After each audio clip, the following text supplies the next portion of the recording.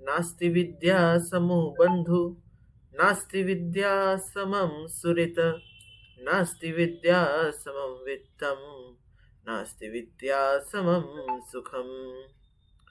किसी के लिए विद्या के समान बंधु नहीं होता, किसी के लिए विद्या के समान सुहृद नहीं होता, धन के समान विद्या नहीं होती और सुख के समान भी विद्या नहीं होती। यानी विद्या हमें अनुशासन और ज्ञान का सामर्थ्य प्रदान करती है, जो धन और सुख की तुलना में अधिक महत्वपूर्ण है। यह श्लोक हमें सिखाता है कि हमें विद्या का महत्व समझना चाहिए और अपने जीवन में अपनाना चाहिए। तो इसी तरह आज हम डिस्कस करने जा रहे हैं भगवत गीता का 10वां अध्याय, जो कि है समानांतर संप्रभुता के सिद्धांत, यानी कि पैरेलल सोवरेनिटी प्रिंसिपल। तो अब चूंकि ये हमारे सब्जेक्ट का एक इम्पॉर्टेंट पार्ट है, तो इसीलिए इसको हम लोग समझने जा रहे हैं। और आज एक स्पेशल दिन भी है, आज है गीता जयंती, जो कि हमेशा बनाई जाती है मार्गशीर्ष के महीने में। मासों में अपने आप को भगवान ने मार्गशीर्ष कहा है, तो मार्गशीर्ष के शुभ इस उपलक्ष्य में आज गीता जयंती के दिन हम डिस्कस करने जा रहे हैं 10वां अध्याय, जो कि भगवान ने अपनी विभूतियों को जिसमें वर्णित किया है। तो चलिए लेके श्री कृष्ण का नाम शुरू करते हैं। इसके पहले मैं आपको अपने बारे में बता दूं कि मेरा नाम तनीशम पांडे और मैं हिंदू स्टडीज़ में JRF क्वालिफाइड हूँ। तो इस मुहिम में, इस कड़ी में हम लोग आगे आज एक नई वीडियो देखने जा रहे हैं गीता जयंती के उपलक्ष्य में। तो आपको फिर से गीता जयंती की हार्दिक शुभकामनाएं। और चलिए शुरू करते हैं हम लोग पैरेलल सोवरेनिटी प्रिंसिपल, यानी समानांतर संप्रभुता के सिद्धांत, जो कि भगवत गीता का 10वें अध्याय के 20 से 40 श्लोक के बीच का है। तो चलिए सबसे पहले कुछ आपको प्रस्तावना, कुछ आपको इंट्रोडक्शन दे दूं। तो जो भगवत गीता के 10वां अध्याय है उसे हम लोग विभूति योग कहते हैं, क्योंकि उसमें भगवान ने अपने विभूतियों का वर्णन किया है। इस अध्याय में कृष्ण अर्जुन को अपनी भक्ति बढ़ाने के लिए अपनी अनंत महिमा और ऐश्वर्य का वर्णन करते हैं। वह अर्जुन को अपनी महिमा का चिंतन करके ध्यान करने में मदद करते हैं। जो अध्याय 10 है उसमें 19 से लेकर 42 तक में काल ब्रह्म ने, यानी कि भगवान श्री हरि कृष्ण ने अपने आप को अर्जुन को एक विस्तार रूप में अपना पूरा एक ज्ञान दिया है कि कहाँ पर वह क्या क्या है। तो वह कहते हैं, जो प्राणी मेरे अंतर्गत है मैं उन सब प्राणियों की आत्मा हूँ, आदि मध्य तथा अंत में भी मैं हूँ, क्योंकि ये सब काल के रंग है और काल के रंग में रंगे हैं। इनको अन्य परमात्मा का ज्ञान नहीं है। तो चलिए शुरू करते हैं हम लोग 19 श्लोक के साथ। 19 श्लोक में जो है भगवान कह रहे हैं, हंतते कथयिष्यामि दिव्याह्यात्म विभूतयः, प्राधान्यतः कुरुश्रेष्ठ, नास्त्यंतो विस्तरस्य मे। श्री हरि बोल रहे हैं, हे कुरुश्रेष्ठ यानी अर्जुन, अब मैं जो मेरी दिव्य विभूतियां हैं उनको तुम्हारे लिए प्रधानता से कहूंगा, क्योंकि मेरे विस्तार का कोई अंत नहीं है। अब प्रभु अपनी विभूतियों का वर्णन शुरू करते हैं। तो वह कहते हैं, अहम आत्मा गुडाकेश सर्वभूताशय स्थितः, अहम आदिश्च मध्यम च भूतानामंत एव च। गुडाकेश यानी अर्जुन। अर्जुन का एक नाम गुडाकेश है, क्योंकि उन्हें यह शक्ति प्राप्त है कि उनकी निद्रा पर विजय है, यानी कि जिसकी निद्रा पर विजय है उन्हें गुडाकेश कहते हैं। तो गुडाकेश दो लोगों के नाम है, अर्जुन और भगवान शिव शंकर भोलेनाथ महादेव का। तो अर्जुन को गुडाकेश कहा गया है। श्रीहरि बोल रहे हैं, हे अर्जुन यानी गुडाकेश, मैं सब भूतों के हृदय में स्थित सबकी आत्मा हूँ तथा संपूर्ण भूतों का आदि मध्य और अंत भी मैं ही हूँ। तो यह है 20वां श्लोक। अब हम चलते हैं 21वें श्लोक में। 21वां श्लोक है, आदित्यानामहं विष्णु ज्योतिषां रविरंशुमान्, मरीचि मरुतमास्मि नक्षत्राणामहं शशि। भगवान बोल रहे हैं, मैं अदिति के 12 पुत्रों में विष्णु और ज्योतियों में किरणों वाला सूर्य हूँ, तथा मैं 49 वायु देवों का तेज और नक्षत्रों का अधिपति चंद्रमा हूँ।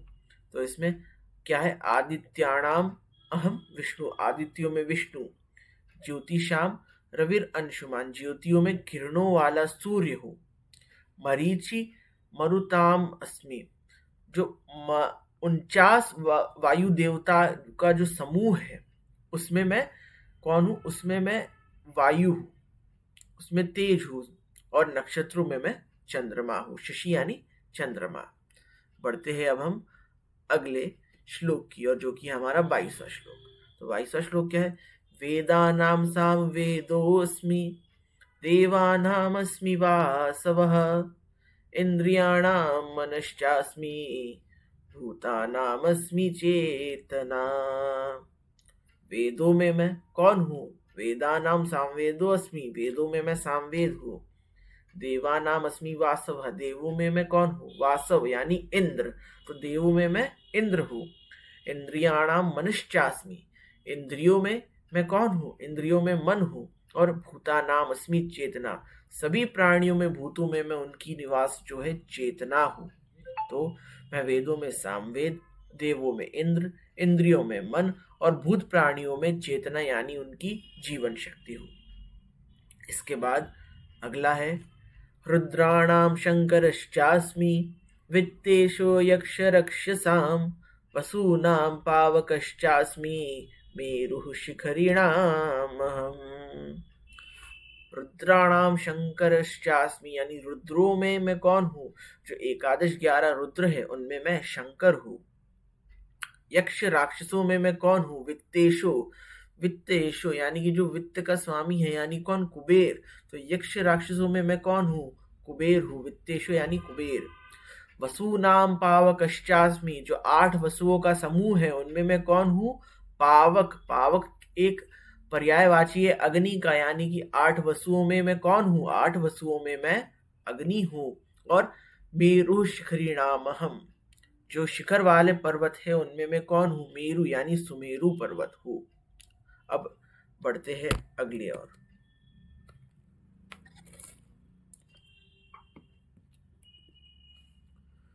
पुरोधसाम च मुख्यम माम, विद्धि पार्थ बृहस्पतिम, सेनानीनामहं स्कंदः, सरसामस्मि सागरः।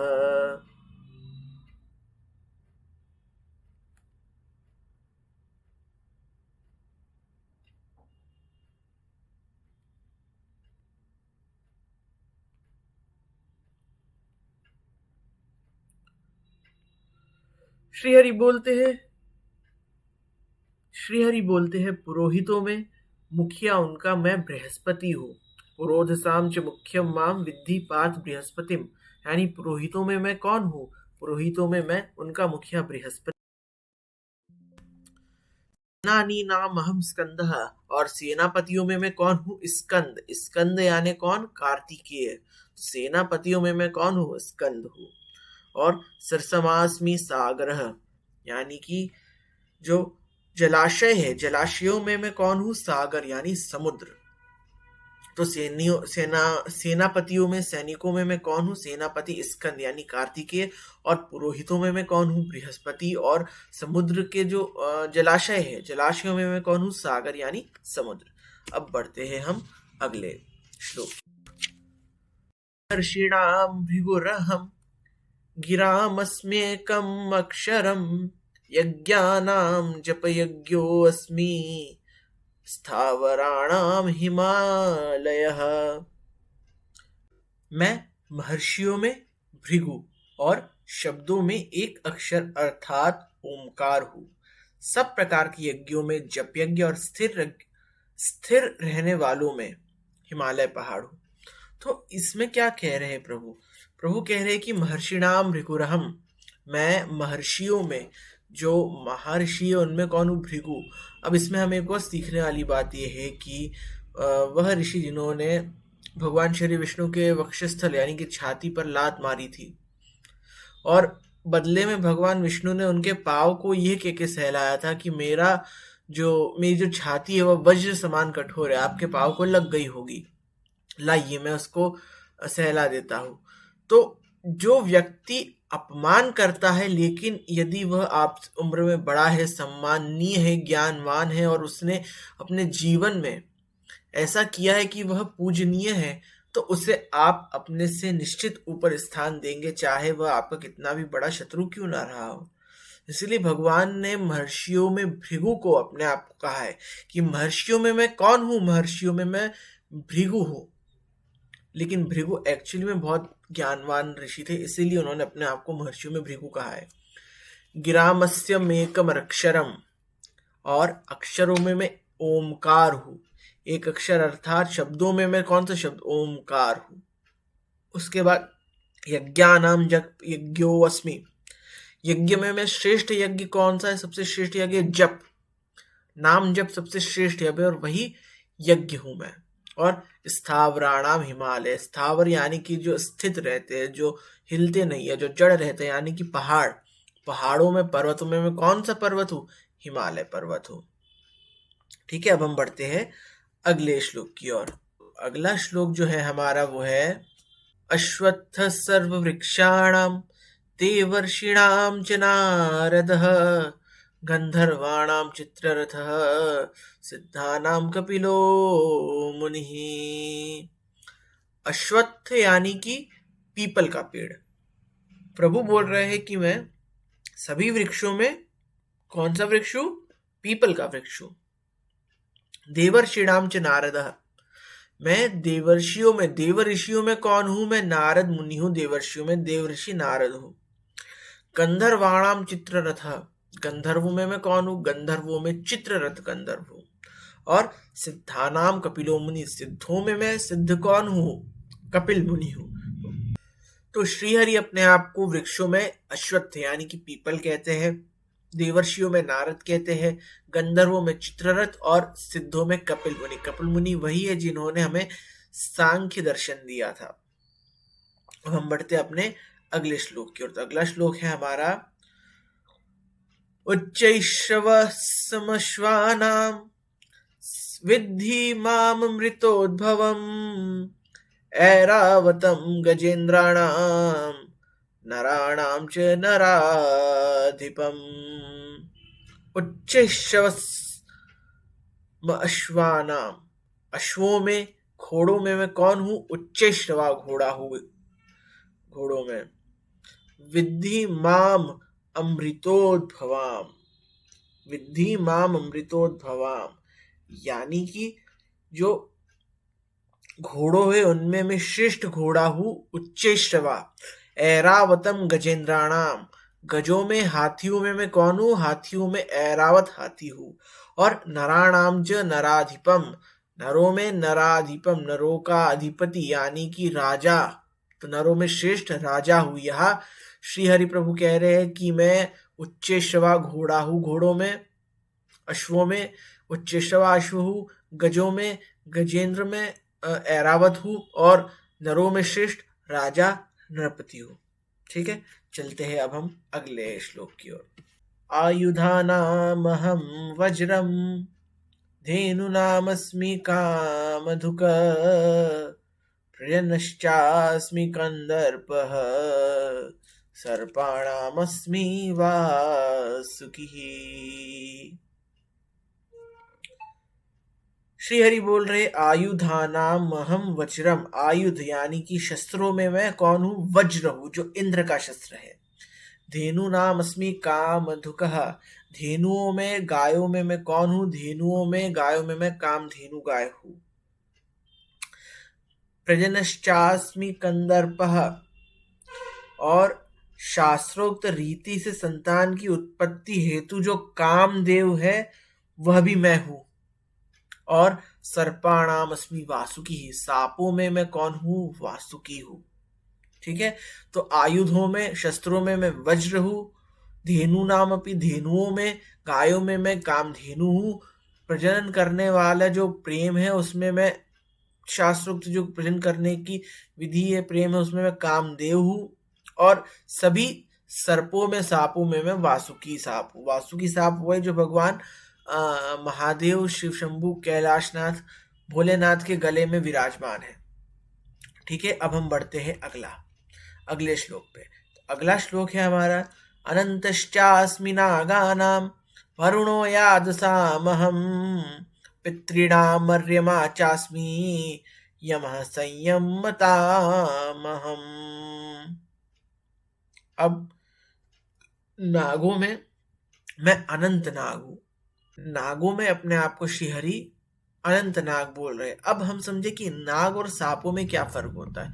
तो बहुत फर्क होता है दोनों में। आमतौर पर हम सांप और नाग एक ही समझते हैं, लेकिन जो नाग होते हैं वो आमतौर पर कई फनों वाले होते हैं, उनके फन होते हैं, लेकिन सांपों का फन नहीं होता। और जो नाग होते हैं वो जहरीले होते हैं, लेकिन सांप जहरीले नहीं होते हैं, मतलब कम जहर वाले होते हैं। तो कुछ ऐसी चीजें लेकिन फन का बहुत फर्क है कि जो फन फैलाता है, नाग अपना फन फैलाता है लेकिन सांप अपना फन नहीं फैलाता। सांप जो है उसके पास फन नहीं होता है। तो नाग यानी कि कई मुख वाला, कई फनों वाला, और सांप यानी कि जिसके पास फन नहीं होता। तो सांपों में अपने आपको वासुकी, और नागों में कौन, नागों में अनंत नाग, शेष नाग कह रहे हैं। और जो सांप और नाग है ये दोनों किसके, कद्रु की संतान है, महर्षि कश्यप और कद्रु की संतानें हैं। जितने भी सांपों की प्रजातियां, जो रेंगने वाली प्रजातियां हैं जितनी भी, वह सब माता कद्रु और महर्षि कश्यप के पुत्र है। फिर वरुणो याद सामहम, मैं जो जलचर है उन सब में उनका देवता अधिपति कौन, वरुण हूं। पितृणाम अर्यमा चास्मी, और पितरों का देवता अर्यमा भी मैं हूं। तो अर्यमा कौन है, अर्यमा जो द्वादश आदित्य है, जिनमें एक सूर्य है एक विष्णु है, उनमें तीसरे जो आदित्य है वह है अर्यमा।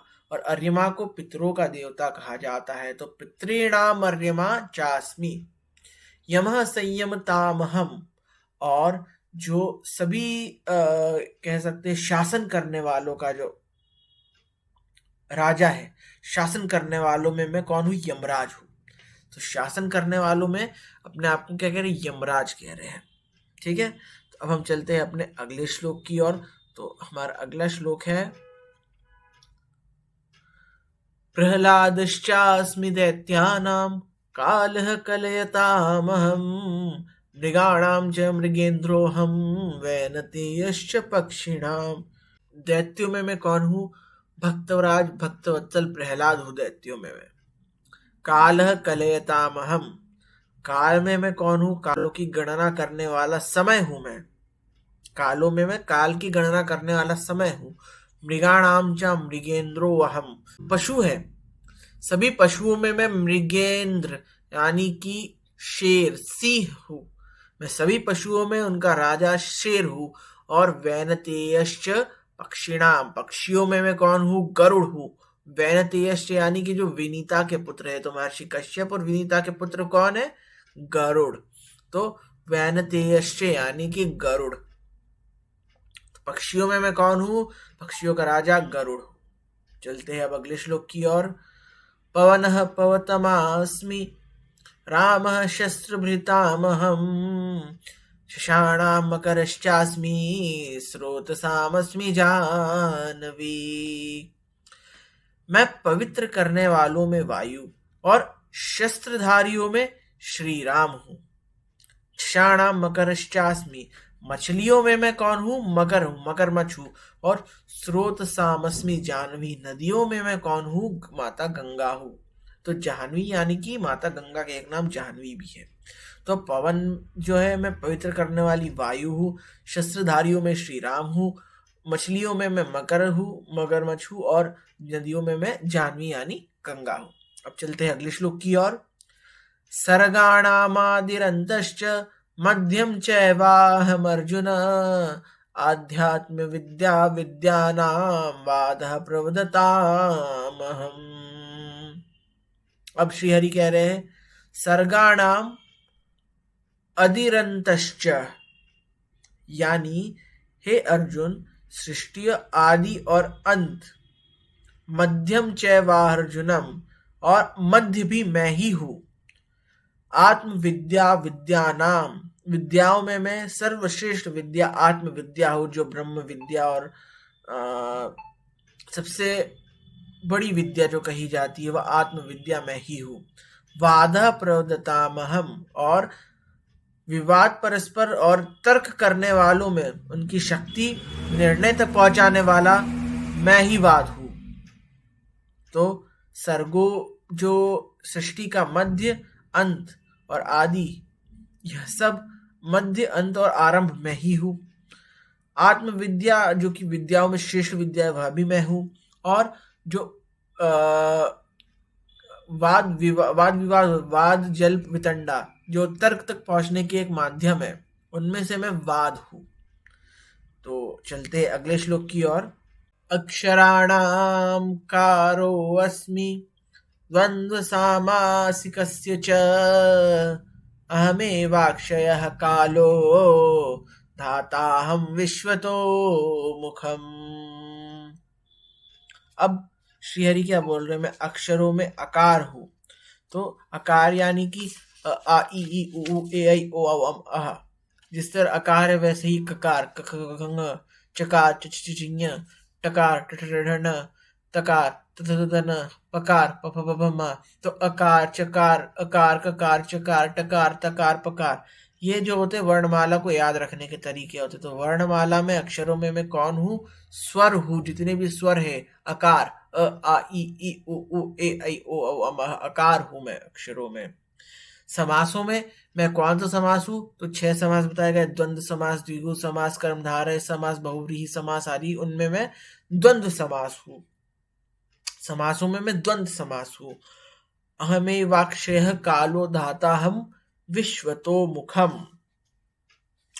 और जो अक्षय काल यानी कि जो काल का भी महाकाल तथा सब मुख वाला विराट स्वरूप है, सबका धारण यानी कि सबको पोषण करने वाला, भरण पोषण करने वाला भी मैं ही हूँ पूरे विश्व का। पूरे विश्व की आत्मा मुझ में ही समाहित है। तो अब चलते हैं अगले श्लोक की ओर। मृत्यु सर्वहरश्चाहम् उद्भवश्च भविष्यताम्, कीर्तिः श्रीर्वाक् च नारिणाम्, स्मृतिर्मेधा धृतिः क्षमा। श्री हरि कह रहे हैं कि मैं सबका नाश करने वाला मृत्यु और उत्पन्न होने वालों का उत्पत्ति हेतु हूँ, तथा स्त्रियों में मैं कीर्ति, श्री, वाक, स्मृति, मेधा, धृति और क्षमा ये हूँ।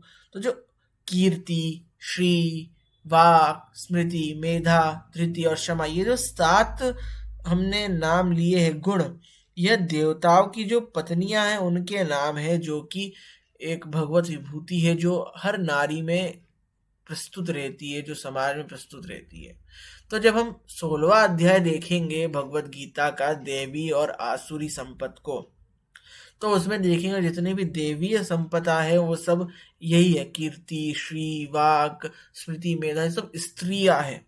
और जितने भी जो बुरे व्यभिचार वाले दुष्ट चीज है वह सब पुरुषों पे है। तो लिटरली मत लीजिएगा कि स्त्री अच्छी पुरुष वाली, बस ये है कि एक गुणों को उद्बोधित करने के लिए बताया गया है। जो देवताओं की पत्नियां हैं उनका नाम ये है, और वह हमें गुणों में 7 गुण जो बताए हैं वह देव श्री हरि कह रहे कि मैं 7 गुणों में हूँ। कीर्ति, श्री, वाक, स्मृति, मेधा, धृति और क्षमा। ठीक है, अब बढ़ते अगले श्लोक की ओर। तो नेक्स्ट श्लोक इज बृहत्साम तथा सामनाम गायत्री छंदसामहम, मासानां मार्गशीर्षोऽहं ऋतूनां सुकुमारः। बृहत्साम जो गान होता है, गान में मैं जो श्रुतियों में गान करने योग्य बृहत्साम हूँ, और छंदों में मैं गायत्री छंद हूँ। टोटल ऐसे 7 छंद है, गायत्री, त्रिष्टुप, उष्णिक, अनुष्टुप, बृहति, जगति करके। तो उन छंदों में मैं श्रेष्ठ कौन सा छंद हूँ, गायत्री छंद हूँ। मासा नाम मार्गशीर्षो, हम जो 12 द्वादश मास है हमारे यहाँ, उनमें कौन सा मास हूँ मैं, मार्गशीर्ष, जो कि अभी चल रहा है मार्गशीर्ष मास, वह हूँ मैं मासों में। और ऋतु नाम कुसुमाकर, ऋतुओं में मैं वसंत ऋतु। कुसुमाकर किसका नाम है, वसंत ऋतु का नाम है। चलते हैं अब हम अगले श्लोक की ओर। तो अगला श्लोक है हमारा, द्यूतम छलयतामस्मि तेजस्तेजस्विनामहम, जयोऽस्मि व्यवसायोऽस्मि सत्वं सत्ववतामहम। मैं छल करने वालों में जुआ हूँ। तो छल भी एक कला है देखा जाए तो। यदि भलाई के लिए किया जाए तो वो अच्छी चीज है, बुराई के लिए किया जाए तो बुरी चीज है। लेकिन छल भी एक कला है। जब 64 कलाएं हम देखते हैं तो छल भी उसमें एक कला है, छल करना भी एक कला है। तो कलाओं में छल में मैं कौन सी कला हूँ? द्यूत कला हूँ, छलवे में जो पास से खेले जाते हैं, जुआ वो। प्रभावशाली पुरुषों का प्रभाव हूं मैं, तेजस तेजस विनामहम। प्रभावशाली पुरुषों का जो प्रभाव है, जो तेज है उनका, वो मैं हूं। जयो अस्मि व्यवसायो अस्मि, सत्वम सत्ववतामहम। मैं जीतने वालों की विजय हूं और निश्चय करने वालों का निश्चय हूं, और सात्विक पुरुषों का मैं सात्विक भाव हूं। तो इस श्लोक में ये है। अगले श्लोक पे चलते हैं। वृष्णीनां वासुदेवोऽस्मि, पाण्डवानां धनञ्जयः, मुनीनामप्यहं व्यासः, कवीनाम अशूना कविः। वृष्णीनां वासुदेवोऽस्मि, मैं वृष्णि वंशियों में वासुदेव हूँ। अब वृष्णि क्या है? जो यादव है, यादवों में एक वृष्णि जो है अंतर्गत एक जाति है जो यादवों के अंदर ही आती है, वृष्णि वंश। तो वृष्णियों में मैं वासुदेव कृष्ण स्वयं हूँ। पांडवों में मैं तुम यानी कि धनंजय पार्थ तुम हूँ मैं पांडवों में। मुनि नामप्यहम व्यासा, मुनियों में मैं वेद व्यास जिन्होंने महाभारत की रचना करी, 18 पुराणों की रचना करी और वेदों का संकलन किया, वह व्यास हूँ मैं। और कवि ना मुशना कवि, कवियों में मैं कौन हूँ? यहाँ कवि जो है गैस किया है आपने किसको कहा गया है? चलिए, नहीं कर पाए तो मैं बताता हूँ। जो कवि है यहाँ, वो शुक्राचार्य को कहा गया है। अब आपको ये जान के ताज्जुब होगा कि शुक्राचार्य को कवि क्यों कहा गया है। तो देखिए, जब हम काव्य की बात करते हैं तो काव्य का उद्देश्य क्या होता है? रस निष्पत्ति। और रस क्या होता है? आनंद की अनुभूति। तो रस के जो स्वामी, जो देवता, जो अधिपति है, वह कौन है? वह शुक्राचार्य है। इसीलिए उन्हें आदि कवि भी कहा जाता है। उन्हें, उनका एक नाम कवि भी है शुक्राचार्य का, क्योंकि जो रस है उससे जो रस निष्पत्ति होती है उससे आनंद होता है। और काव्य का मुख्य उद्देश्य क्या है? आनंद देना। जब हम काव्य देखते तो काव्य केवल कविता नहीं है। काव्य जितनी भी समस्त प्रकार की कलाएं हैं, चारु कलाएं हैं, जैसे कि नृत्य हो गया, संगीत हो गया, वादन हो गया, यह सब काव्य में आता है। क्योंकि काव्य को जब हम पढ़ेंगे, काव्य शास्त्र को आगे वो भी हम पढ़ेंगे, क्योंकि बहुत अच्छा, बहुत ही अच्छा टॉपिक है और उसमें बहुत इंटरेस्टिंग, आपको मजा आएगा जब देखेंगे। तो काव्य के 2 प्रकार होते हैं, श्रव्य काव्य और दृश्य काव्य। श्रव्य काव्य, दृश्य काव्य सब आगे पढ़ेंगे, लेकिन काव्यों में, कवियों में जो है, मैं कौन हूँ? मैं शुक्राचार्य हूँ। शुक्राचार्य क्यों? क्योंकि कवि का जो कर्म है काव्य, उससे रस की निष्पत्ति होती है, और रस का स्वामी कौन है? शुक्राचार्य है। तो देखिए, ये भी एक और बात है कि जो व्यक्ति, जो दैत्यों के गुरु है, जिनकी कट्टर दुश्मनी है भगवान श्री हरि विष्णु से, विष्णु उनको भी आदर सत्कार दे रहे हैं, अपने हक दे रहे हैं कि मैं कवियों में उन स्वयं शुक्राचार्य हूँ। यही श्रेष्ठता है जो हमारे धर्म को, सनातन धर्म को महान बनाती है, कि जो हमारे दुश्मन भी है, लेकिन यदि वो श्रेष्ठ है तो उनका स्थान हमारे हृदय में सदैव बराबर का रहता है। बढ़ते हैं अब हम अगले श्लोक की ओर। अगला श्लोक है हमारा, दंडो दमयतामस्मि, नीतिरस्मि जिगीषताम्, मौनम चैवास्मि गुह्यानाम्, ज्ञानम ज्ञानवतामहम्।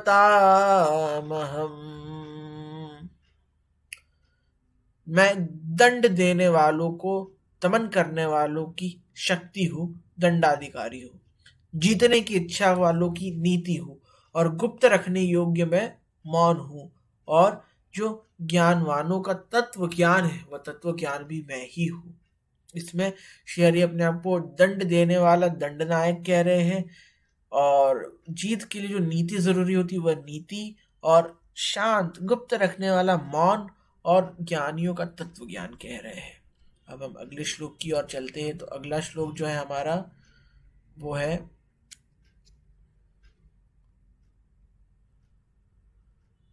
यच्चापि सर्वभूतानां बीजं तदम अर्जुन, न तदस्ति विना यत्स्यान्मया भूतम चराचरम। हे अर्जुन, जो सब भूतों की उत्पत्ति का कारण, जो सब भूतों की उत्पत्ति का कारण है, वह मैं ही हूँ। क्योंकि ऐसा चर और अचर कोई भी नहीं है जो मुझसे रहित हो। अगला श्लोक। नान्तो अस्ति मम दिव्यानां विभूतीनां परन्तप एष तु उद्देश्यतः प्रोक्तो विभूतेर्विस्तरो मया। हे परंतप, मेरी दिव्य विभूतियों का अंत नहीं है। मैंने अपनी विभूतियों का विस्तार तेरे लिए बहुत संक्षेप में कहा है, लेकिन इसको तू जान, क्योंकि यह एक अनंत सीमाओं से घिरा हुआ मेरा रूप है, जिसको मैं पूर्णता तेरे को व्यक्त नहीं कर सकता, लेकिन जो भी व्यक्त कर रहा हूँ उससे तू समझ कि सृष्टि में जितना भी निहित है, जो कुछ भी है, वह सब मुझसे ही है। मैं ही हूँ, मैं ही हर जगह व्याप्त हूँ, ये बता रहे हैं। तो अब हम चलते हैं, कुछ अंतिम के श्लोक बचे हुए हैं, अंतिम के श्लोक की ओर जा रहे हैं। तो अब उम्मीद करता हूँ आपको वीडियो अच्छी लग रही होगी, तो ऐसे ही प्यार बनाते रहिए। और चलते हैं आखिरी कुछ श्लोकों पे। यद्यद् विभूति मत्सत्वं श्रीमदुर्जितमेव वा ततद्देवावगच्छत्वं मम तेजो वश संभवम्। श्री हरि कह रहे, जो जो भी विभूति युक्त अर्थात ऐश्वर्य युक्त, कांति युक्त और शक्ति युक्त वस्तु है, उसको तू मेरे तेज के अंश का ही अभिव्यक्त जान। अब इस अध्याय का अंतिम श्लोक है। अथवा बहु नयतेन किम ज्ञातेन तवार्जुन विष्टभ्यामिदं कृत्सन् मे कांशेन स्थितो जगत।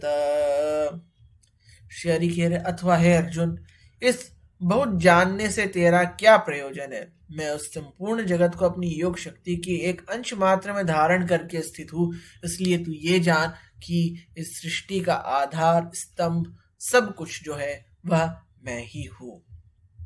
इसी के साथ हमारा ये 10वां अध्याय, जो पैरेलल सोवरेनिटी प्रिंसिपल था, यानी समानांतर सिद्धांत जो थे, हुलदा के सिद्धांत, वह समानांतर संप्रभुता के सिद्धांत, अब उस पे हम लोग की भगवत गीता की जो कड़ी थी वह समाप्त होती है। इसके बाद अब हम देखेंगे तंत्रोक्तम देवी सूक्तम, क्योंकि पिछली वीडियो में ऋग्वेदोक्तम देवी सूक्तम देखा था। यदि आपने वो नहीं देखा हो तो मैं आई बटन में आपको डाल दूंगा ऋग्वेदोक्तम देवी सूक्तम, आप वो भी देख लीजिएगा, ताकि आपको पैरेलल सोवरेनिटी प्रिंसिपल के जो है वहाँ से मिल जाएगा। इसके बाद हम तंत्रोक्तम देवी सूक्तम देखेंगे, और फिर जो बृहदारण्यक उपनिषद में कहा गया है, बृहदारण्यक उपनिषद का हम लोग देखेंगे उदाहरण। तो इसी के साथ अब हम इस वीडियो की समाप्ति की ओर खत्म करते हैं। ओम तत्सद इति श्रीमद्भगवद्गीतासूपनिषत्सु ब्रह्म विद्यायां योगशास्त्रे श्री कृष्णार्जुन संवादे विभूति योगो नाम 10मोऽध्यायः। ओम। इसी के साथ हमारा 10वां अध्याय समाप्त होता है गीता का, जो कि हमारा समानता संप्रभुता के सिद्धांत के ऊपर, पैरेलल सोवरेनिटी प्रिंसिपल पे। तो आशा करता हूँ आपको ये वीडियो पसंद आई होगी, और बहुत बहुत धन्यवाद आपका, इतना प्रेम आपने अभी तक दिखाया। तो प्लीज़ और लोगों तक शेयर कीजिए, और वीडियो ज़्यादा से ज़्यादा लोगों तक पहुँचाए, ताकि उन तक इस ज्ञान को हम पहुँचा सके। और लाइक शेयर सब्सक्राइब कीजिए चैनल को, ताकि मुझे भी और मोटिवेशन मिले, मैं आपके लिए और ऐसी अच्छी वीडियोस लाता रहूँ। सिर्फ एग्जाम के पॉइंट ऑफ व्यू से नहीं, ये जीवन के लिए भी बहुत उपयोगी है, क्योंकि हमारे जीवन में यह सब जो शास्त्र ज्ञान, जो ग्रंथ हमारे है, वह हमारे जीवन के उद्धार के लिए एक अमूल्य स्रोत है। मेरी कोशिश रहेगी जितना भी ज्ञान मैंने अर्जित किया है, मैं आप सबके समक्ष प्रस्तुत कर सकूँ। इसी के साथ अब मैं आप सबसे विदा लूंगा। मिलता हूँ अगली किसी कड़ी में, अगले किसी पक्ष में, अगली वीडियो में। तब तक के लिए स्वस्थ रहिए, व्यस्त रहिए, अच्छे रहिए, अपना ध्यान रखिए, अपने परिवार का ध्यान रखिए, अपने आसपास के सब लोगों का ध्यान रखिए, खुश रहिए। और मैं तमिशन पांडे इजाजत लेता हूँ। धन्यवाद, नमस्कार, जय श्री कृष्णा।